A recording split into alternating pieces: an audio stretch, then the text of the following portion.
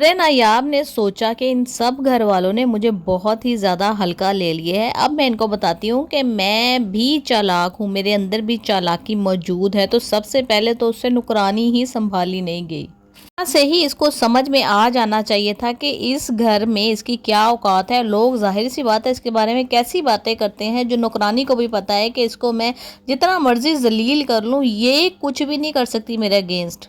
नहीं, उसने समझा कोई बात नहीं, काम वाली है। तो वहां पर और भी अपनी नंद को, जैवी को कुछ कहने लगी कि जी मैं कोई पैसे अपने घर वालों को नहीं भेजती। तो उसने तो भाई आसमान सर पे उठा लिया। माँ ने उसको थप्पड़ ही मार दिया। इतनी पढ़ी लिखी औरत इतनी घटिया अंदर से होगी कि अपनी बहू के ऊपर हाथ उठा रही है। काव्यार भी इसको समझा रहा है, जाहिर सी बात है उसका वो घर है, उसके वो वालदैन हैं, बहन भाइयां, अगर सारे इसके खिलाफ हो जाएंगे तो वो उनके असर से एकदम से निकल के किसी गैर बंदी का इतना ज्यादा साथ तो नहीं दे रहा, जितना वो दे सकता था उतना उसने दिया।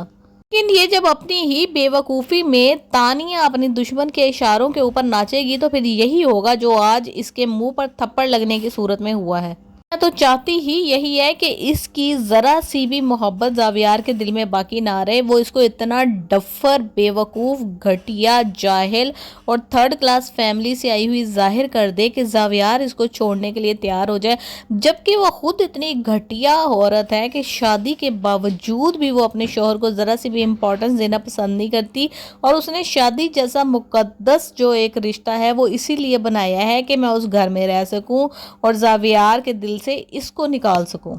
अब ज़ावियार की जो स्ट्रेटेजी होगी, अभी तो फिलहाल ये सारी बातें सुनने के बाद उसको रहम आएगा इसके ऊपर। दुर्रे नायाब को वो समझाएगा, देवर भी उसको सारी बात समझाएगा, शायद ही दुर्रे नायाब अकल पकड़ सके। आस और जैवी को तो सही तकलीफ तब हुई है जब जैवी का रिश्ता लेने वाले आए और उन्होंने दुर्रे नायाब की ड्रेसिंग सेंस, उसका घर में दिलचस्पी लेना, घर के कामकाज में माहिर होना, इस चीज़ को पसंद किया और जैवी से भी यही तलब किया।